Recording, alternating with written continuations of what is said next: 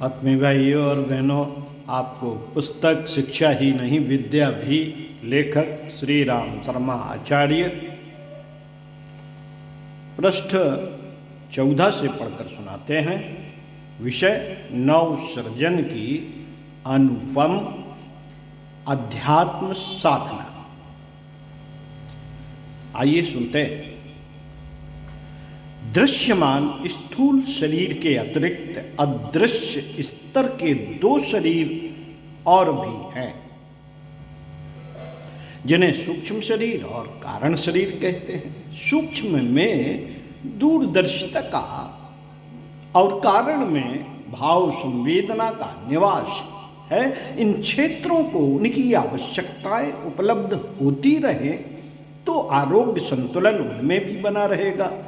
इन पर प्रभाव तो स्वाध्याय सत्संग का भी पड़ता है, पर यदि निर्धारित साधन उपचार भी अपनाए जा सके तो और भी अच्छा। इनका समावेश रहने से उपरोक्त दोनों केंद्रों में प्रगति की और भी अधिक संभावना रहती है। सूक्ष्म शरीर के लिए जप और कारण शरीर के लिए ध्यान प्रक्रिया का अनुभवी साधना विज्ञानियों ने निर्धारण किया है।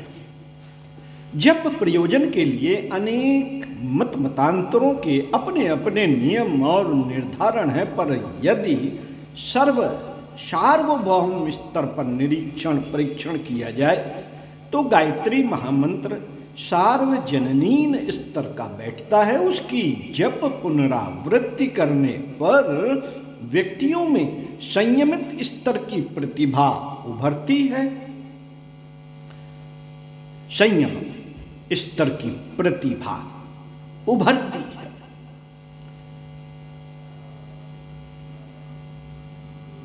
साथ ही अदृश्य वातावरण में भी प्रेरणाप्रद तत्वों का बाहुल्य बन पड़ता है। न्यूनतम 108 मंत्रों की एक माला जप ली जाए तो अंतराल में ज्ञान जैसी स्फूर्ति का अनुभव होता है।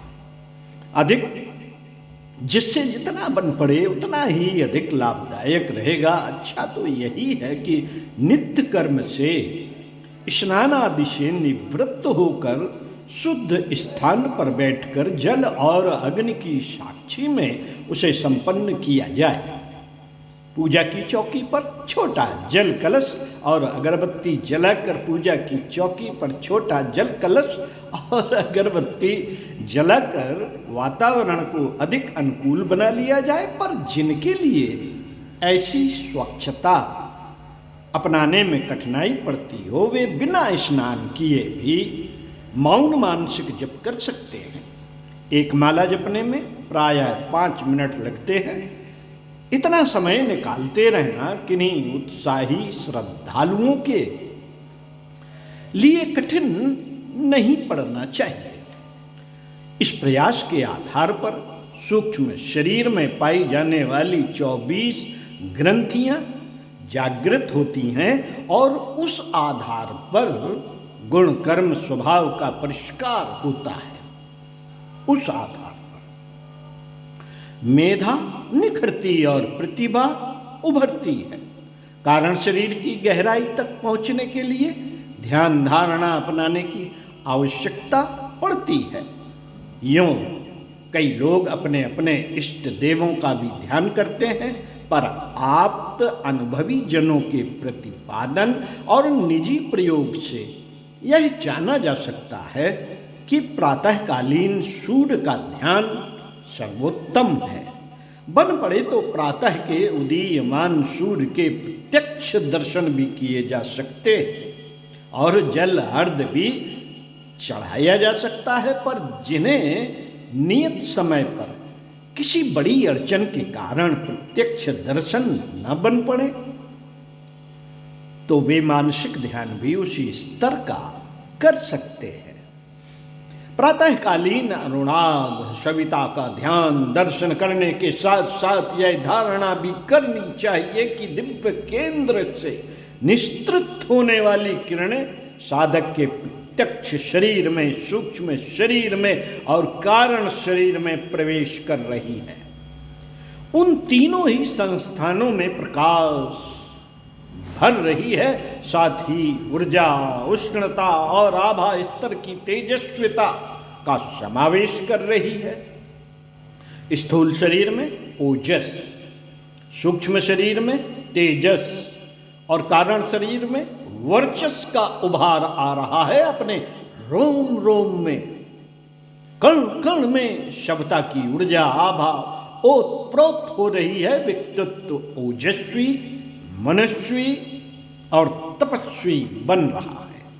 सविता और साधक आग और ईंधन की तरह परस्पर एकीभूत हो रहे हैं। आदान प्रदान का, समर्पण और अनुग्रह का उपक्रम अनवरत रूप से चल रहा है।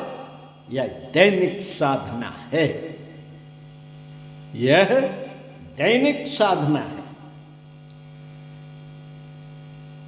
यह जिनसे जितनी श्रद्धा और तत्परता के साथ बन पड़े, वे इसे नित्य कर्म के एक अविच्छिन्न अंग के रूप में करते रहे। यह युग संधि की बेला है, यह युग संधि की बेला है। 21वीं सदी के आगमन से पूर्व तक 20वीं सदी चलेगी। 21वीं सदी के आगमन के पूर्व तक 20वीं सदी चलेगी। यह अंतिम चरण कितनी ही उथल पुथल से भरा हुआ होगा। इसमें प्रसव पीड़ा जैसी अनुभूति भी हो सकती है और नवजात शिशु के आगमन का उत्साहवर्धक समाचार भी मिल सकता है। जन्म और मरण के आदि और अंत वाले अवसर भी ऐसी ही उथल पुथल भरे होते हैं। रात्रि का समापन और प्रभात का आगमन संध्या काल कहलाता है। उसमें साधारण प्रक्रिया की अपेक्षा हर किसी को कुछ नए स्तर का क्रियाकलाप अपनाना पड़ता है। युग संधि में भी शांति कुंज की एक 12 वर्षीय योजना बनी है। इसमें 10 वर्ष बीत चुके हैं, अब तो ज़्यादा भी हो सकते हैं। 2 वर्ष शेष हैं। इस अवधि में एक आध्यात्मिक सामूहिक महाअनुष्ठान चल रहा है। हर दिन 24 करोड़ गायत्री जप करने का। दूसरों के लिए यह लक्ष्य हिमालय जैसा भारी प्रतीत हो सकता है, पर अपने 24 लाख परिजन यदि एक माला गायत्री जप और सविता के ध्यान में 5-10 मिनट लगाते रहें तो इतने भर से संकल्पित साधना भली प्रकार पूरी होती रहेगी। प्रचार विस्तार का क्रम तेजी से चल रहा है।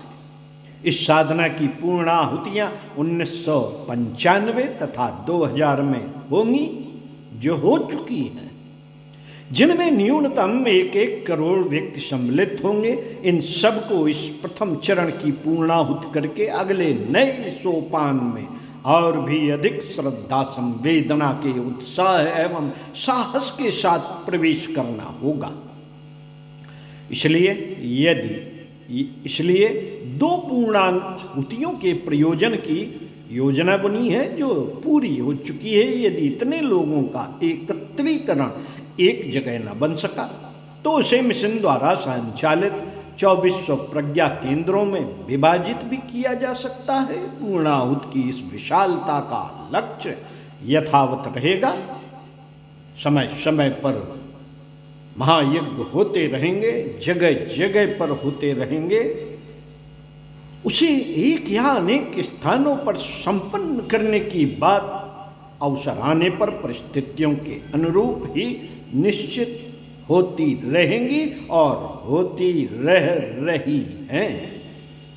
मित्रों, सामूहिकता की शक्ति से सभी परिचित हैं। भव्य भवन असंख्य ईंटों से मिलकर बनते हैं। अनेक धागे मिलकर कपड़ा बनता है। तिनकों को बटकर मजबूत रस्से बनते हैं। सैनिकों का समुदाय मिलकर समर्थ सेना का रूप धारण करता है। मधुमक्खियां मिलजुल कर ही छत्ता बनाती हैं और शहद जमा करती हैं। देवताओं की संयुक्त शक्ति से देवी दुर्गा का अवतरण संभव हुआ था। ऋषि रक्त से घड़ा भर जाने पर उससे असुर निकंदनी सीता का उद्भव हुआ। अणुओं से मिलकर यह दृश्य जगत विनिर्मित हुआ है। नवयुग के अवतरण में भी बुद्ध के परिवार परिव्राजकों एवं गांधी के सत्याग्रहियों जैसा संगठन अभीष्ट होगा। साथियों, 5 लोग एक जगह बैठने लगे तब फिर 50,000 भी बैठ सकते हैं। यही पुरुषार्थ हम में से हर एक को करना है अपने अपने स्थानों पर। मित्रों, युग संधि महापुरुषण को नवयुग की ज्ञान गंगा को धरती पर अवतरित करने वाली सम्मिलित स्तर की भागीरथ साधना कहा जा सकता है। उसे लघु से विभु बनाने में मत्स्यावतार जैसी भूमिका भी तो निभानी है। इसलिए देव मानवों को एक छत्र छाया में एकत्रित करना भी अनिवार्य हो गया है। इस संदर्भ में सन 58 में एक सहस्त्र कुंडी गायत्री महायज्ञ का प्रथम प्रयोग गायत्री तपोभूमि मथुरा में हो चुका है। युग निर्माण योजना की सुविस्तृत रूपरेखा उसी अवसर पर बनी थी और तब से लेकर अब तक की अवधि में उसने नैतिक, बौद्धिक और सामाजिक क्षेत्रों में आश्चर्यजनक समझी जाने वाली क्रिया प्रक्रिया संपन्न की है। एक जोरदार धक्का भरे इंजन देता है तो डिब्बे उसी ठोकर के कारण दूर तक पटरी पर दौड़ते चले जाते हैं। अभी सन 1990 से 2000 तक प्रायः 10 वर्ष में इतनी समर्थता अर्जित कर ली गई है कि पूर्णाहुत के रूप में मारी गई जोरदार ठोकर 21वीं सदी के उज्जवल भविष्य का प्रत्यक्ष दर्शन एवं अनुभव करा सके। 2026 में यही अनुभव आपको होगा माता जी की जन्म शताब्दी। तो मित्रों, इसी संदर्भ में आपको अगले विषय पर इसी पुस्तक से पढ़कर सुनाएंगे। सुनते रहिए कुछ अच्छा और पढ़ते रहिए कुछ अच्छा। ओ